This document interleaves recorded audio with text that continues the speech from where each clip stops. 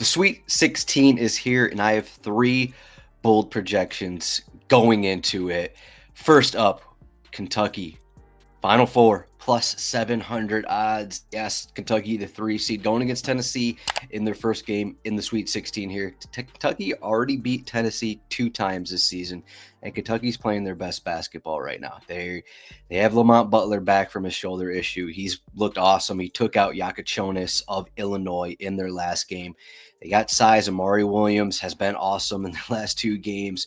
Butler on the perimeter, Owe, Andrew Carr, all these guys are coming together at around the perfect time. Kobe Brea is also coming around. Colin Chandler, a knockdown shooter coming off the bench. This has turned into a deep squad with size, and I think you can take out Tennessee again and then a possible Houston/Purdue matchup in the Elite Eight. I think that Kentucky has a versatility and the size on the perimeter, the shooting, the variety and scoring to get past Houston, and they also have the size to deal with whatever Houston/Purdue throws at them. So Kentucky plus 700 odds to get to the Final Four.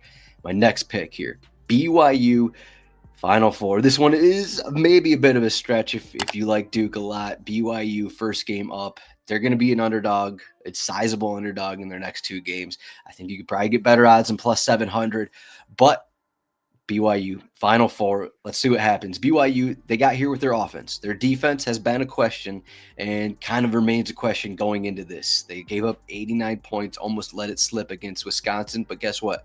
Alabama also has defensive issues, and their offense isn't as efficient as BYU's offense. This BYU offense has been clicking for the past couple months now. Their only loss to Houston dating back to February 10th. So BYU, if their offense can keep doing this, and I think it can against this Alabama defense. Alabama's going to want to run, but I think that also means points for BYU. I think both these teams are going to score. There's going to be a lot of points in this game, but I think BYU, with their more efficient offense, can take it. And then if they get matched up with Duke, that's obviously going to be a difficult one. Duke, their size, their length on the perimeter, their size down low, their depth, Cooper Flag, all of it is going to be tough to take down.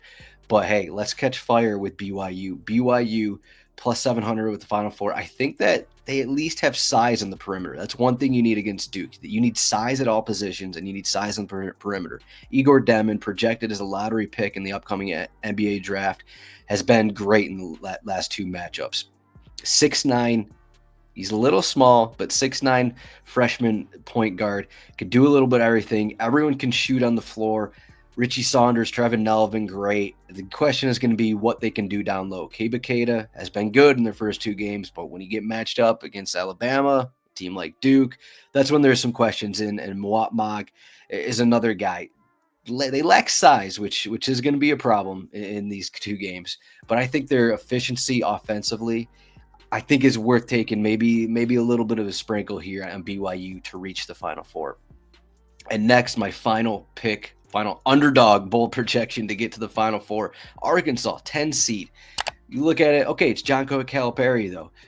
Entered the season number 16 in the AP poll, and they're an underdog here against Texas Tech. Another team that kind of, hit some bumps throughout the season, didn't really look like a good team, was on the bubble for a good portion.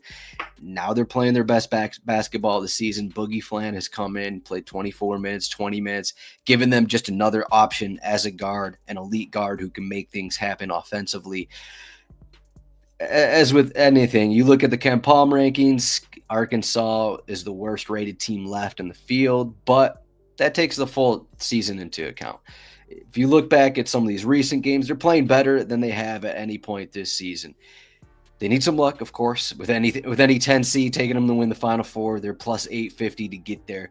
But you look at this first matchup with Texas Tech, and I don't think Texas Tech has really a noticeable edge anywhere between these teams. It's not like they can dominate in the paint.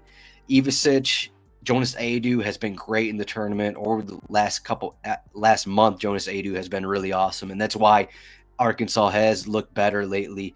And their guards, DJ Wagner, Janelle Davis as well. I think that they match up well. Texas Tech, I have a question with Chance McMillian, their 3rd best scorer, best 3-point shooter. He hasn't played for a few weeks now. Is he going to come back for this game? That's the question.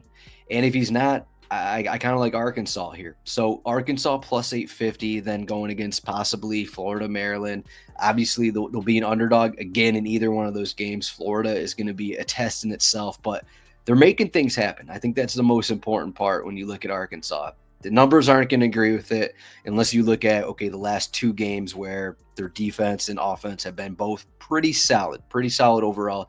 Their defense efficiency, their defensive adjusted field goal percentage efficiency has been one of the best out of the 2 games in the tournament. Small sample size, I know, but it's just the way they have the players and they've been playing better. So there's another look at an underdog. That's another bold projection.